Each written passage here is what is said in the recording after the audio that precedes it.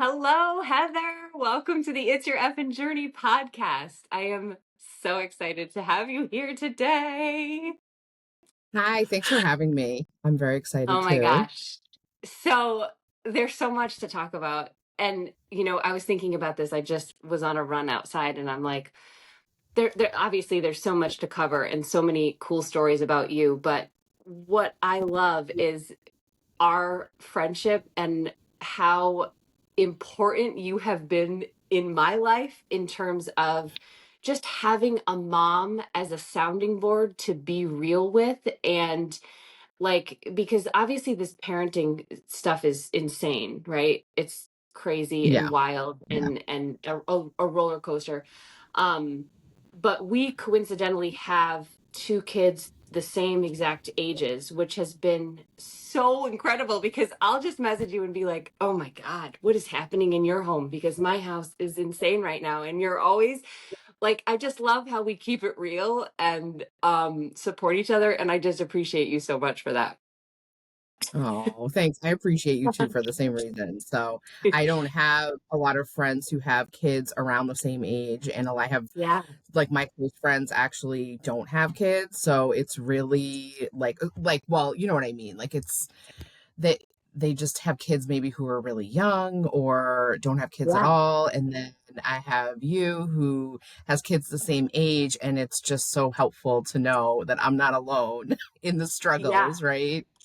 It is. And I So, mean, it is different, like, because if and I too have, many friends who are moms, but in different seasons. And it's hard to relate to people who are in it with little kids because we're not mhm, there anymore, right? Like it's totally different. We are, battling with now summer break and screen time and feeding all of these children and keeping them busy and dealing with their yeah, requests, which is totally different from yep, someone who's in the toddler stage carrying around diaper bags of snacks and diapers and sippy cups. yeah, and like meltdowns and things like that. It's completely different. Yes. Now we can just be like, go away. Now I have the kids are like, can we get Cash App? They're asking me.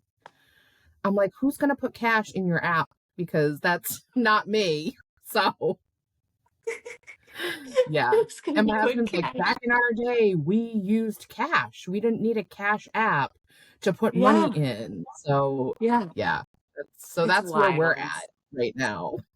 Oh my God. And like, thank God you went to the same schools, like continued afterwards, because I'd be lost. I'd be like, what is happening in the world? Because you know, and this is why I love being able to talk to you about it, because I think a lot of people aren't as forthcoming with the shit that they deal with every day. So it just is really helpful, especially COVID too. I mean, Yep. We made it through like all the COVID. Yeah, and just things at school that we never experienced ourselves, things like lockdowns yeah, yeah, and kids getting dismissed in the middle of the day because of scares. And yeah. it's you have to have people in your corner in modern parenting, I think. You You do. really You do, because absolutely do. and people have to be willing to be real about it, because you are experiencing things that like our parents didn't experience. Yeah. Yeah, it's an adventure. So yeah, I'm just very grateful for you. So and now, okay, so I was also thinking that the adoption thing. You are a parent of an adopted daughter. Mia is adopted, and I Yeah. love that because Yep. obviously adoption touched my life. So I love um when other people have similar stories to that, which is just incredible. And she's your oldest, so Nia is the same age as my son Declan. They are going into their junior year, which is unreal. I don't know how Yeah. that is possible, but here we are. And Mhm. your Oliver is in Maddock's grade, so they did their whole fifth grade tumultuous year together, and now they're in sixth grade. Well, just finished Yeah. sixth grade, heading into seventh. I know. It's wild, but Yeah, yep. So I have an adopted daughter and then I have a biological son. So I kind love of gives that. me two different perspectives a little bit on motherhood. Did you always know that adoption would be part of your journey? No, I didn't know. I have an autoimmune disease, and so I ended up I got married, I think relatively young for now. Like we were in our mid-20s, and I didn't even know if I wanted to have kids, but then after we got married, I really wanted to have kids, and I was on some medications that I couldn't, like it would have been dangerous. Yeah. So we had some choices. We could wait and see if, with autoimmune diseases, it's they kind of wax and wane. So could wait and see if I could eventually have biological kids. But I started to really think about it more. And then I don't think my husband was really on board with it until he used to run, he's a teacher, and he used to run kind of like this youth leadership camp for the state. And he went one summer for a couple of weeks, and he met just this kid who was a teenager who was adopted. And I think he heard like her story and was really inspired by it, and came back and was like, yeah, let's do this. So we ended up Oh, adopting Nia, and then a couple years later my autoimmune condition did improve, and then we had Oliver. So oh my we God. I didn't even know any of that. That's so yeah, awesome. yeah, we actually had Oliver before we officially adopted Nia, because since she was adopted from foster care, we had her in our custody as foster parents for almost 3 years. It was a long time. Oh, So wow. Oliver was almost one when we adopted her. Is that how long the adoption process took, or is that like, It is, yes. okay. That's how long it took, with from kind of start to finish. It took almost 3 years. Because I So think when she you adopt was, from when you adopt from the state, it's just a longer process. I think there's a lot more legalities involved yeah, versus yeah, like maybe going through private agencies and adopting like infants, that kind of thing. yeah, yeah, yeah. So how old was she when she came to you? She was almost 2. So she was almost Oh, 2 years old, and she came as potentially a foster to adopt child. We had said okay. anywhere from ages 0 to 2 years old. And then it ended up working out that we adopted her. But it was a very tumultuous 3 years, to I say the bet. least, just kind of always on pins and needles, kind of waiting and wondering if we would adopt her or if she would be reunified. And reunification is always the goal in adoptions through the state, but it doesn't always work out. So that's a very confusing feeling as well, because you want, in some ways, the child to be reunified, but then other ways you obviously don't, because you Yeah, want the child to be part of your family. So it's really it's a lot of complicated. conflicting emotions for a long period of time. So it probably What took like is there 5 years contact before. now with the parents, or is No, that no, no? Okay. there's not. So, but when she is 18, she will be able to, I'll give her any information that I have, and we would definitely be very open to supporting her in that. Yeah. So, in that search for her biological family, like Does I'd she be talk willing about to help. that? Does she? Um, Here and there. So we started, some therapy and things like that, because there's a lot of emotions but nowhere to place them, almost because you don't really Yeah. know what your story is. So I can only Yeah. imagine what that's like as a teen. And so she actually suggested or said like, I'm ready to go to therapy, and I'm like, you know what, I think that's a great idea. I love that. Yeah, because you want to She's be like the coolest too. She is the coolest, like so confident and into what she's into. I had what was that like last summer? Was that the ice cream social that I took her to? And she just blew me away in the car yeah, because I think it just was last year. like she just knows who she is, and Yeah, I never had that kind of confidence when I was little, so I just appreciate it so much. I'm like, you go girl, like you yeah. like designing clothes and just like she's like shredded to the ice cream social in her little outfit. I'm like, you are- Yeah, she is very cool. Like she yeah, loves like vintage clothes. She likes, the music that she likes, the style that she likes, and she is not afraid to go against the grain. So, yeah, um, that's awesome. I mean, what cooler thing can you be as a kid or a teen just being okay being yourself, you know? Yes. Yeah, I totally agree. I love that. So, okay, so now we have to talk about the LuLaRoe to where you are now, because I know, so you were a LuLaRoe consultant, which just cracks me I up. was. I mean, I obviously, was. I love the MLM journey, and I believe so wholeheartedly in it instilling. And I know for me, I would never be here now without it, because I just, because of the personal development and like that, um the way that it taught me that I could have my own business, or, Mhm. go after things that were, I just never really believed in myself before. So I know it can sort of set you up for other adventures in your life. Mhm. And that is your story too. So tell me about the LuLaRoe and what that did for you.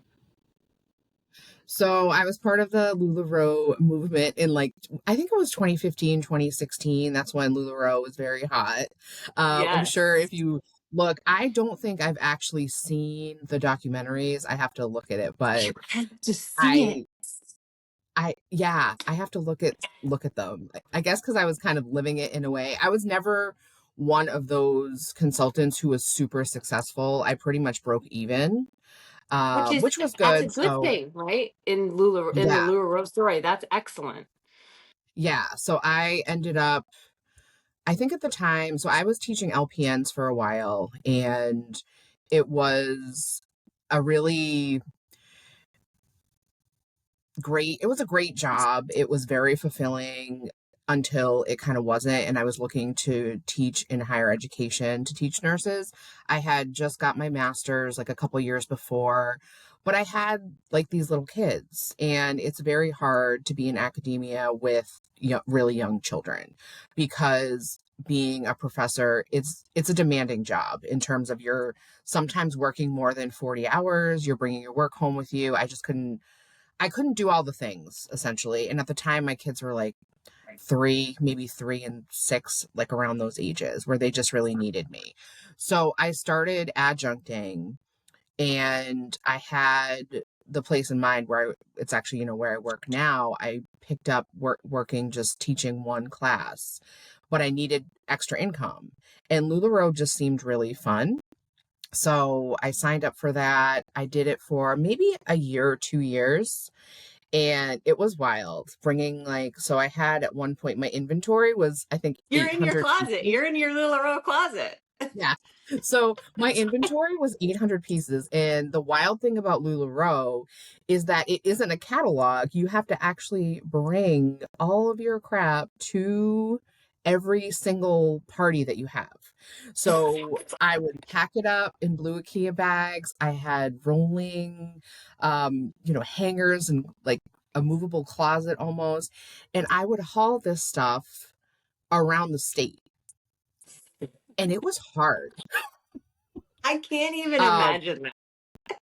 I would have online sales, and I love clothes, but I'm also a very introverted person too. So I would try to do lives like when not AOL, I'm dating myself, but when when Facebook Live, remember like Facebook Live was like a super big thing. So that's how people were selling. And I Give me the remember black I leggings.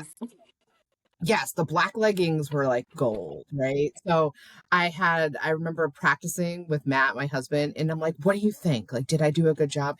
He's like, you sound like you're giving a lecture on clothes. Like, he was like, this is supposed to be fun. And so it was hard for me to kind of get out of my shell and do that. Yeah. And it was just really hard hauling all of this stuff around. So in the meantime, I'm teaching in a graduate nursing program. And then I picked up this one course teaching undergraduate nurses, and then it was done. It was just like a summer thing. And so I think at that point, I kind of hit a crossroads. I was doing still the parties and having a good time, but really more or less breaking even. And so I had a party that I did at someone's house where they worked in the medical field. And so the people who came to the party were all like nurse executives.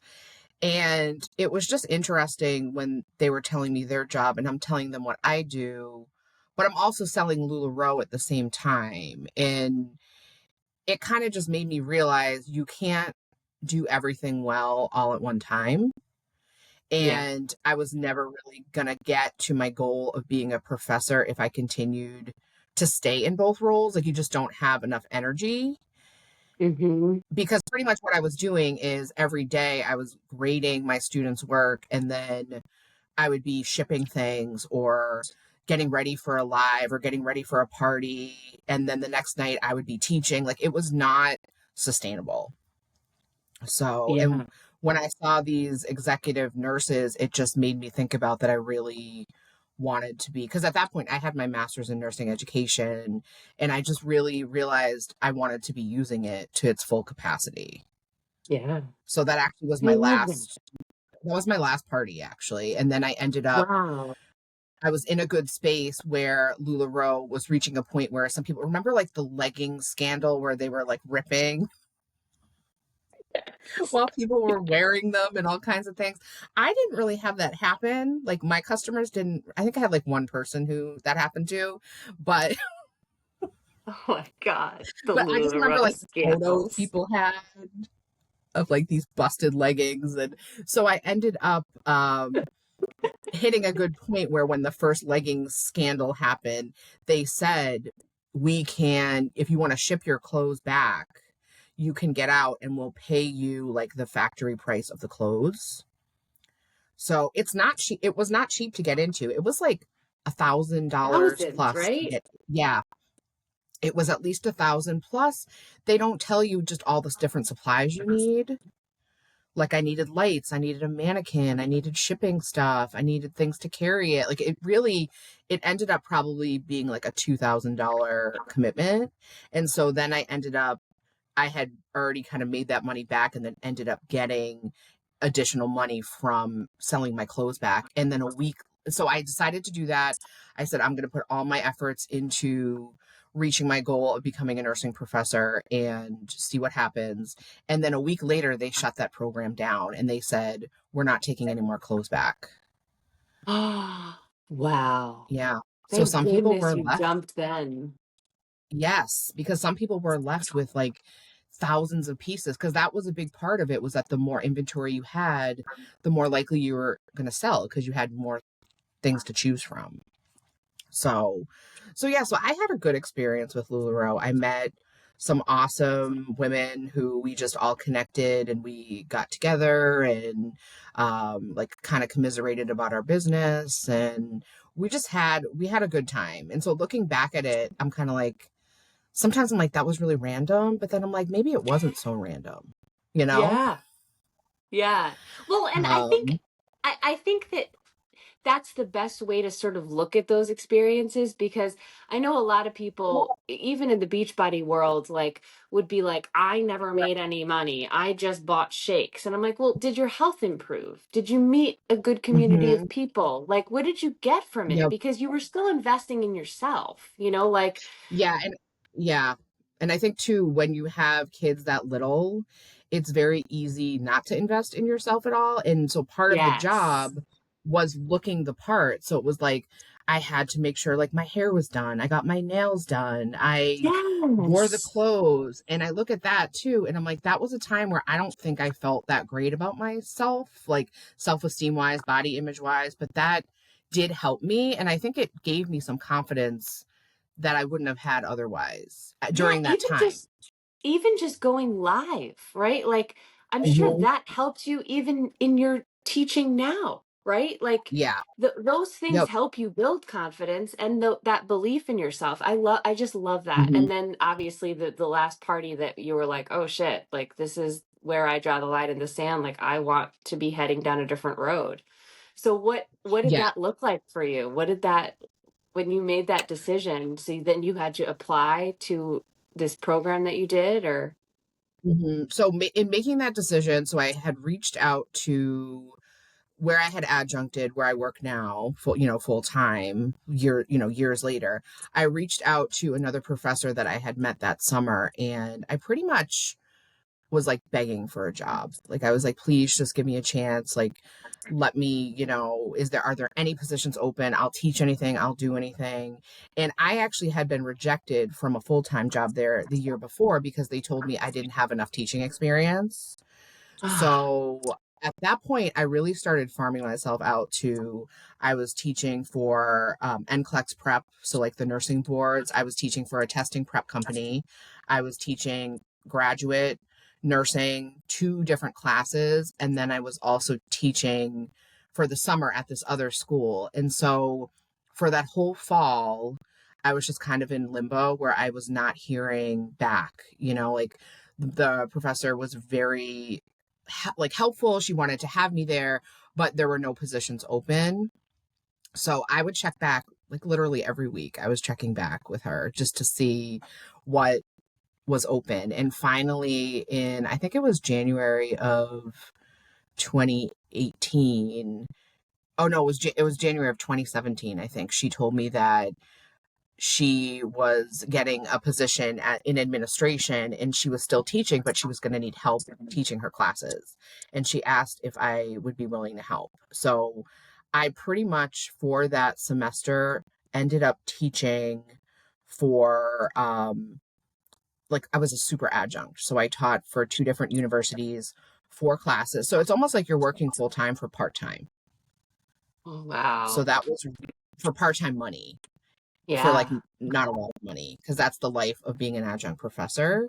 A lot of people who adjunct have full-time jobs on the side, like during the day, and the adjunct job is their job on the side. But for me, it was really the only way to get To into get that higher ed. experience.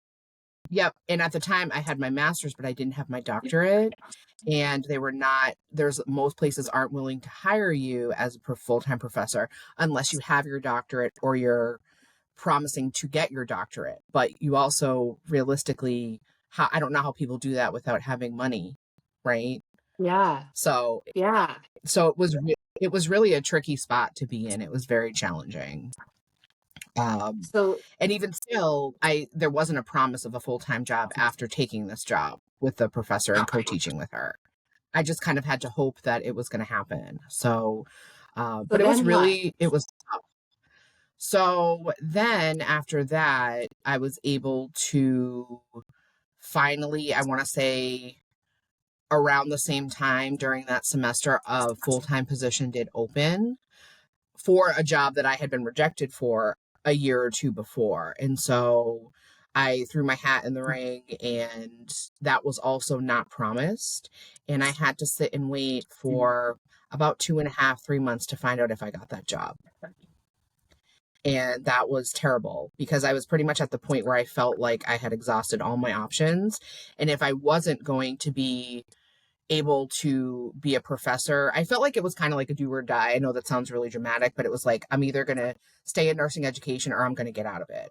So, like, my family has a business. My parents have a business. My brother was part of the business. And pretty much what I decided was I would start working for them. Like I would, because my parents had said kind of all along, they were like, if this doesn't work, even if it's just part time or while your kids are little, you can work for us. They do like stage curtains, window treatments, theatrical design, that kind of thing. And Oh, my heart I was, did not my know heart was, this. yeah. So like Yeah. my heart wasn't in it really at all, but I had learned to do it when I was in high school through early college. And it was just something that I didn't end up pursuing because I found that nursing was just kind of my passion. So, but I was at the point where I just needed money and I also really was just down on my luck, you Yeah. know? So, um, while I was waiting for that job, after I'd interviewed and everything, I remember calling my parents and being like, is that job still available? Can I work with you guys? And my dad was like, he said no to me. And that was really kind of shocking. And I was like, what? Like, you've been saying all this time. And he was like, you are so close to making this happen for yourself. And he was like, you don't really belong here. You don't Oh, I'm belong, gonna you know, cry. That's so in this like, sweet. and it was at the time, it seemed kind of like tough love, but it wasn't like they would help me out, you know? Yeah. But he was like, Yeah. you need to, He was But like, you he need to saw pursue. it. He saw that dream you had. He did see it, and he was like, you have to stick it out. And I remember Oh, just being in limbo. And it's one of those things, like, it's very hard obviously to raise a family on one income. And I had yeah. student loans. I have two bachelors and a master's at that point, so I had student loans. So it was Yeah. not, it was really like I had to get a full-time job. And so And Matt's finally, a teacher, right? Like, so that's, you mhm, know, yep, yeah, like all teachers have, a pretty large amount of education, and you have yeah. loans you have to pay back. And I'm a first generation college student. I went to private universities. My parents didn't really know how to help me through all of that. And I don't think they really understood the financial implications that I would be on the hook for like all of this money. So that was also really hard. And so I had to get a job. So I was offered a job, I think it was 2018. I was offered a job to become a full-time instructor, and I ended up being able to teach the workload that I took over. This professor, who's one of my mentors, she taught all these advanced nursing classes. She taught senior nursing students. She taught like my dream classes. And I just kind of slid into that role and started teaching them, Wow. Okay, so this is which a is, job that you already had been said no to, or they yes. said no years before. So how did that feel to go back to applying for that job after you had already been rejected? That takes some balls. Yeah, it really it was very hard to do. I think I really kind of tapped into, I know it sounds kind of like hokey or whatever, but kind of like my inner strength and my Yeah. ability to manifest things. So I'm very into I'm very manifestation. hokey. So like manifest I'm into manifestation. Not, you have to visualize it, but you have to also visualize the steps that it's going to take to get there. So I Yes. mean, And you I have did to everything. work for it. Exactly. So I did everything I could when I was first rejected from that job. I was like, I'm going to figure out a way to get this job. And that's why I started teaching so much and in such a variety of settings, because that was what they said to me. They were like, you have experience teaching LPNs, but that isn't higher ed. And you've taught grad students for maybe a semester or two. That's not enough teaching experience. And I think I just really knew I had to sell myself. So in terms of what I could do. And I Just just like your really, leggings. exactly, exactly, just like my leggings. Because part of what you have to do when you're interviewing for these jobs is do a teaching episode or teaching session for all of, I mean, the interviews for academic jobs are not straightforward. You have to meet with the chair of the department, you have to meet with the dean, the provost, the president. You have to have two different interviews, a phone interview, an in-person interview, where you do a whole teaching episode. It's really demanding in terms of the process. And then you're Yeah. just waiting because they're kind of living semester to semester. So it's not like you're just jumping in, hey, a week later, have me, come aboard. It's like you're waiting maybe another semester to find out if you got the job or not. Yeah. So yeah, so I think I did everything from trying to get experience to just visualization. I lit candles. I mean, I was doing all the things to get, I believe in, positive energy and just manifestation. So I was relying heavily, I think too, in some ways, just on my spirituality. So, Yeah. like in my ancestry, I come from a long line of psychics.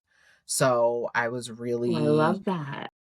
thinking about them, and especially around that same time I really was thinking about my uncle a lot. My uncle, he was an entrepreneur. Like, he started his own tea room. At one point he had a restaurant, and he actually ended up dying really young. He had lupus, and he was only 46 when he died. And he Oh, had like so much potential, and he just he had so much like good energy about him, that he had been in the military. Like, he had just had all these life experiences, and it seemed like nothing stopped him from starting kind of new adventures. So I actually ended up, he really believed in the power of amethysts. So around that same time, I got an amethyst tattooed on my leg, and that was a big like symbol for me as far as to kind of keep going with this path and start like a new Oh, adventure. I love that. So I was doing things in the real world, the spiritual world, whatever I could do to really Yeah, manifest that I was going to get this job. I So, and love then that. I got the job. You got it. I Ah, did. Yeah. Yeah. So I got that job and I've been there now for 7 years. And since then I was promoted to an assistant professor. When I got the job, I had to make the commitment that I would start my doctorate. yeah. So it took me And five that was a years and huge undertaking, right? it, it was, I and mean, it was also during the pandemic. yeah, I remember when yeah, I was like, I don't know how she's doing this. I mean, that was how long Yeah. is that commitment? 5 years, you said? It was 5 years. Okay. It's a doctor is one of those things where for some people, if you can be full time, maybe you could get out in 3 or 4 years. If you're a working person, I was doing like almost an evening. That's almost like an evening doctorate in some ways, where you're just kind of like doing it asynchronously on your own when you can. So, and then you have a period of time where it's like very set coursework. You have exams, and then you're kind of on your own for your dissertation in terms of for some people, you can get it done fast. For other people, it could take years and years. Like there's someone Yeah. from my cohort who's just finishing the program right now because they were Oh, working at their own wow. pace and reached life obstacles, that kind of thing, So Yeah. there's people who are still in the program. Okay. So And it what was your really dissertation on again? It was really fascinating. it was supporting students with mental health conditions in the clinical setting. I love So that. because I have anxiety. I have really like I'd say moderate to advanced anxiety was what I was diagnosed with. And I was a very nervous student. I was very nervous when I was a new graduate nurse, and I wish that I had had some more supports. And so I wanted to kind of shed light on those experiences. So, and since then, I have had my dissertation published internationally in a journal. So that was huge. And I also presented it at a national conference. Ah, So that's been really rewarding to see my work get out there. And it was something that my doctoral professors, they were supportive, but they also said they weren't sure if this was going to be like a viable research project. oh my But God. I love I that. really And you I were like, really felt, yeah, I felt like I had to do it. I felt like yeah. I knew. And then it was kind of like, of course, after the pandemic, not that mental health was never important or anything, but mental health kind of exploded in the way that people were Yeah. realizing that people were not okay from that. So it was a little bit ahead of its time. And now there's a lot of initiatives to support nursing students with disabilities and nursing students with mental health Oh, in nursing. And it's not as a result of me, but it's I'm happy that I've added to that body of yeah. research. Absolutely. You're adding So to those conversations and yeah, bringing yes, awareness. yes, exactly. So it's such a huge topic that it's not just one person who does that research. It has to be a large group of people. Yeah. So that's been exciting. So I did that, and then I was promoted to assistant professor when I was almost done with my degree. And then after 5 years of completing my degree, I now direct the program that I graduated from. So it's an accelerated nursing program, and that has Oh my been God. it's been great. It's been a dream job. I mean, as much as any job can be a dream job, because the realities of work is it's work, every day in and day out. But it's something that I just feel really passionate about, and I love it. So I really don't ever have a day. I have a day sometimes, but I don't ever really have a time where I'm like, I wish I didn't do this. Yeah. Yeah. So I remember I got another tattoo to celebrate my dissertation completion. And as I was getting my tattoo, the tattoo artist was just kind of talking to me about, what do you do for a living? I was telling him, and he was like, so if you could do anything for a job, what would you do? And I'm like, the job that I do right now. And he was just like, that is so effing cool. And it was Yes. just, I feel like the most sincere, one of the most sincere compliments anyone has ever given me in a way that I was just like, it is so effing cool that I have Yes. this job and that Yeah. I literally have my dream job. And so I am grateful like every day, you know? Yeah. Oh, that's Yeah. so amazing.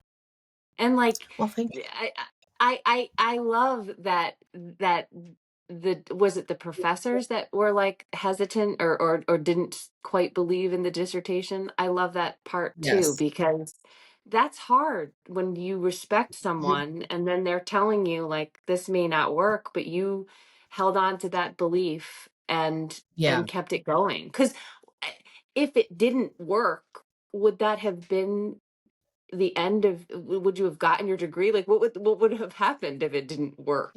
Like, It would have been really hard because getting part of getting your degree is doing original research. So I would have had to find a hole in another hole in nursing education research.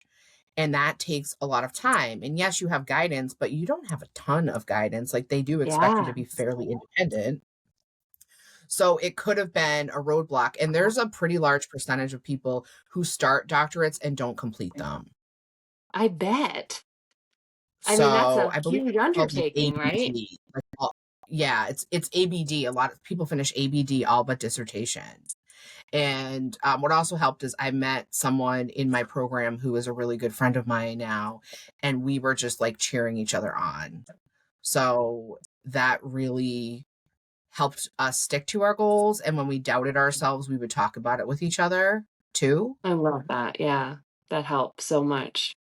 It does. And I think looking back, I think some of that did stem from LuLaRoe and from like some of the relationships I made when I was in that business with people. Like if we were struggling, to not be Yeah, afraid to talk to other people and be like, hey, I'm like struggling right now with this.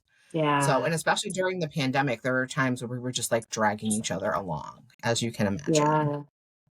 Yeah, as our kids did like virtual gym in our living room. and Um, failed. Like Declan failed gym. I'm like, how do you fail virtual gym, Declan? What? it was so hard. Yeah. And I was teaching still from home. I taught from home for a little over a year. Actually, it was actually like a year and a half, almost 2 years. And I remember one time the kids had a fight on camera while I was teaching. I had Oliver had a meltdown because he couldn't find shorts to play outside while I was giving a lecture to like 60 nursing students. Like it was really wild. And yeah, I think that definitely taught me a lot about resiliency, and I did keep plugging along. I think that's what it added, maybe a semester to my degree. I was hoping to finish in about 4.5 years, but there's no set timeline. You have to just, it's like the name of the podcast, it's your effing journey. And you It just have is. to Yes. trust. That's why I say, like, I arrived just in time. Like I arrived during my own time and on my own timeline. And that's like Yes. how you have to look at it. And that's, Yeah. yeah. So yeah, so that's And really I like it's been so inspiring to see you do this. And I'm so glad that you post about it and like share with others because I don't think I would have understood really a lot of it if Mhm. because I don't know academia. I don't know sort of what, obstacles that you struggled with or the timeline of things or any of that. So I always appreciated when you would say like this is what I did because I think more women especially need to do that and we deserve to celebrate our accomplishments and to show other people what's possible and to show other people how hard it can be, right? Like it's not Yes. easy all the time and there Mhm. are obstacles and yeah, it's so cool to see and it's awesome to see you do love what you're doing. Well, thank you. Yeah, it's really, I felt like I needed to share with people because people didn't know what I was doing. So I just wanted to let people know. And I've had a couple people contact me and say, part of your story really helped give me an extra push to go get my graduate degree, especially if they had kids too. Yes. Because the reality of it is there were times where my kids had cereal for dinner.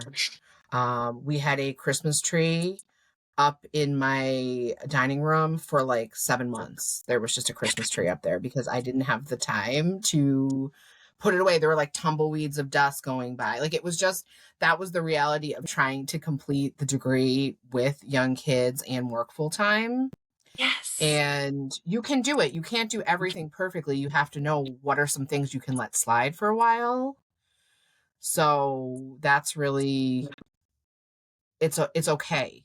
That's really Yeah. what I kind of wanted to There put out there there's a too. there's a book that's called You Can Have Everything but Not All at the Same Time.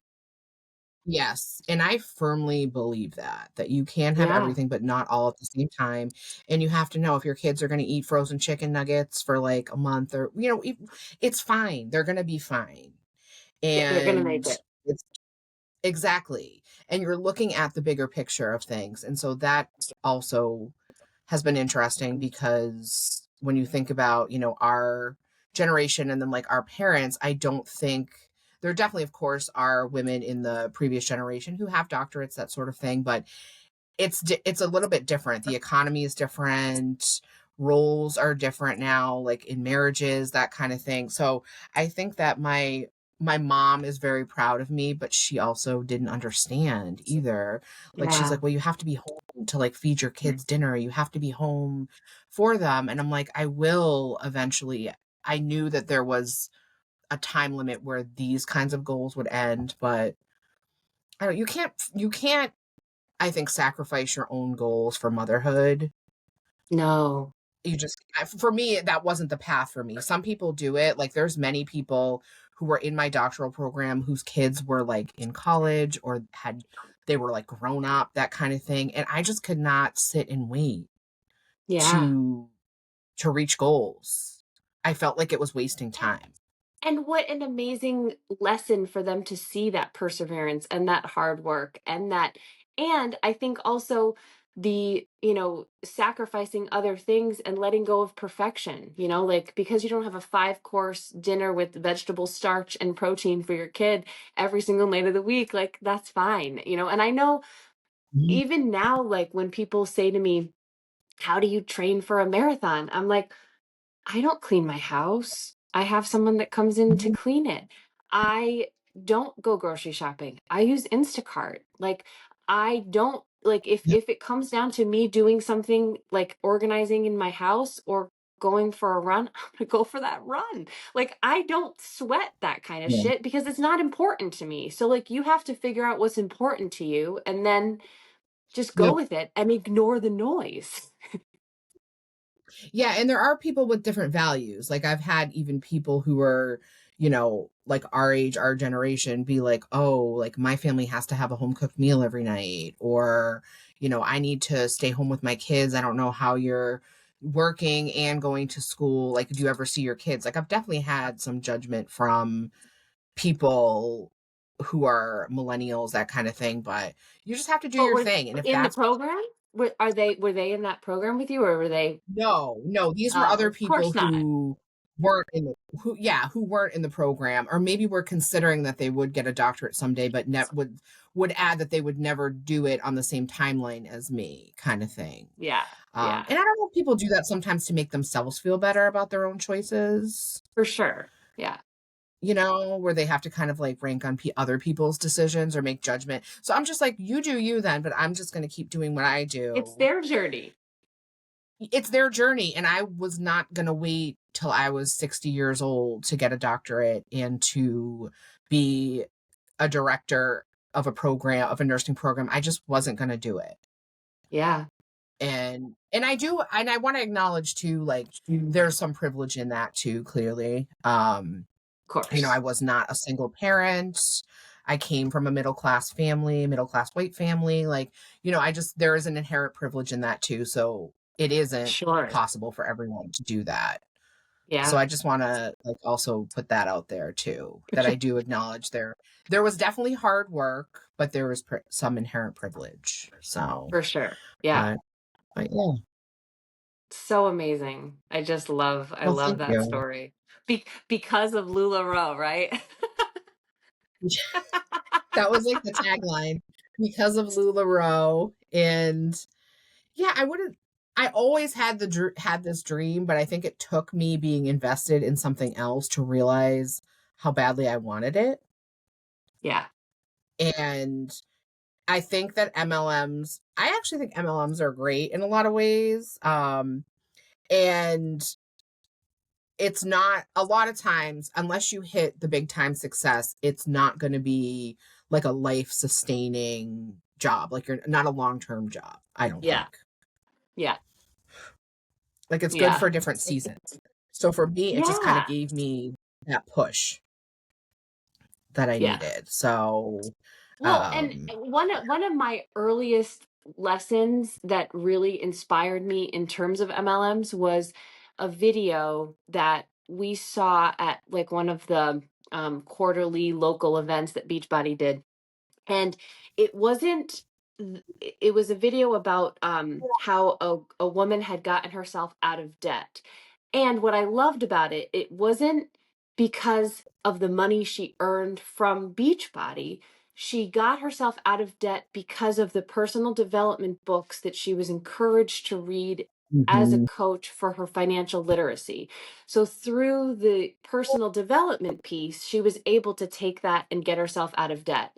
And I that was really meaningful to me because I was like, oh, okay, there's other things. It's not just work here or be join this MLM and make all this money.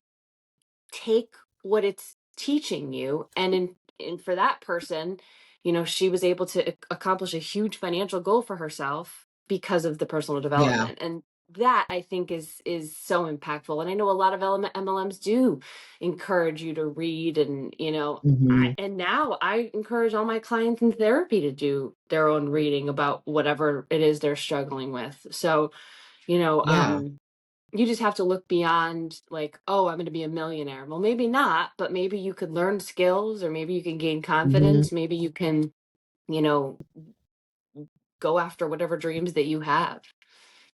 Yeah, there's definitely people in LuLaRoe who did that. They left the business and then maybe they started like their own clothing business or some other kind of business, or they kind of knew the ins and outs of MLMs that they joined an MLM and became successful in that.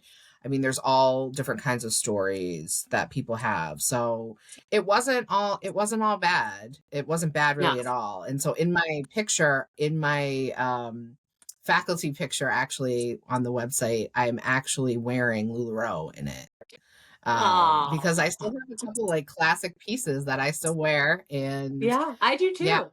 I have the black leggings still. I have Oh my yeah. Valentine's Day leggings. Mhm. I have a shirt that I like. Yeah, I have like some cardigan kind of things that I still wear when I teach, and I have black leggings still. I mean, So some of so it is there's quality. hysterical to me because like some of them were Yeah. so ugly. Like looking back, I'm like, what the hell were we all like? And I'd be like, I gotta catch the live tonight and see what kind of leggings are. I'm like, what is this? Like, it does make me laugh so hard because it was such a glimpse in time that was just really wild Yes. to think about now. Yes. So I'm picturing myself. I have pictures of myself wearing some of this clothing, and part of it was wear as many LuLaRoe pieces as you can. So I have pictures where I have like dress on, then I have like a long vest on, then I have a sweater on, and I'm looking at it and I'm like, why was I wearing three outfits at the same time? And I was like, I look good. Like this is the epitome of style. Like I just Yeah. And then like the shirts that were like long, they were Irma shirts. They were like long in the back. And there's just some things that I think I did end up donating some things of my own, but it was like that really was a time. Yeah. And Yeah, it yeah, was a there was a time. time where I was wearing like 6 or 7 pieces of LuLaRoe in one outfit. But Do it you have like really, a yeah, it big was just bow? small. Yeah, exactly.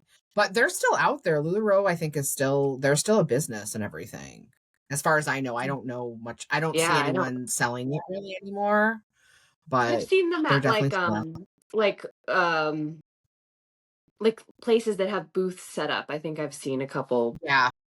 people have booths. I always try to Yeah, stay very, probably like very places like far Big away. E when they have different Yeah. businesses like sell there and everything. So, yeah, but it was definitely a time. And yeah, people were like, I gotta catch that live tonight. And that's how it started Oh, for me. yes. I was like watching all these lives of just people selling this clothing. Yeah. And then there are And people there's people in something the about comments like, "Do you have the lion head? Do you have like the crazy stripes with the, metallic yes. gold?" Like it's like, Yeah. "What?" And that was the awesome part too about being a consultant or whatever they called it, because you would just get boxes of this clothing delivered to you and you could pick some of them, like the coolest pieces could be yours. Like, do you have the rainbow flower? I had a shirt that had lion's head all over it. And that was like such a cool thing that everyone wanted. So I still have some of the Halloween leggings too, Oh because the yeah, those Halloween are good. when the holiday collections rolled around, that was like it. That was so Yeah. exciting. Yeah. So That was a yeah, time. it was. We'll But always remember it fondly. And I thank you so much for coming. This was so amazing. And I even learned thanks for more having me. of your story. And this was so exciting. Um, Yeah, because a lot of times we're talking about motherhood and everything, just the day to day of it, yeah. because there's so much involved with that, as we know. But God. thanks for And having me. I really love the something podcast. something else that's really cool about our friendship too, and I want to mention it because I feel like so many people in adulthood struggle with friendship, and it's something that Mhm. always is coming up in therapy. And one thing that's really cool about us is that we've never, I mean, we have hung out occasionally, like we've gone to certain events Yeah. together. You came to my 169th, which like meant everything to me. Like so many people in my life Oh, didn't, and you did with your whole family, and that would like I will never forget that. But like it's not like we've ever hung out. We just talk yeah. voice memos, we text, Hmm. you came Yep. to my birthday, you've come to music bingo, but like it's not like Yeah. we've ever hung out before. And I think that that's really cool too because I think adults or women get stuck in this like this is what friendship is supposed to look like. And I think there's so many Hmm. different ways that you can be great friends and it doesn't have to Yes. sit into a certain mold or look like it did when you were in high school, you know? Exactly. And the reality is it can't really, because if you're working toward a lot of goals, like running a Yeah. marathon, running all the towns in Connecticut, I'm working on a doctoral degree, like then we have families, then we're working too. Like there's only so many hours in a day, Yeah. but you still can show up and support each other Yes. in ways. It doesn't always have to be like we meet every day for coffee or we meet every day. And that's Yes. wonderful to have those kinds of friendships in your life. But Of I find the older course. I get, my relationships and friendships have changed a lot. Exactly. And So, I love that that is like what we do and how we are. And yeah, I think that has to be said because so many people struggle with friendships. And I think when you allow them to be imperfect, just like your goals, you can have yep, beautiful things happen. exactly. So, well, thank you so much for having me. Awesome. Well, have a great day and we'll talk soon. I know we'll talk soon. Thanks. We'll send each other memes like we always do. Yes. Bye. Bye.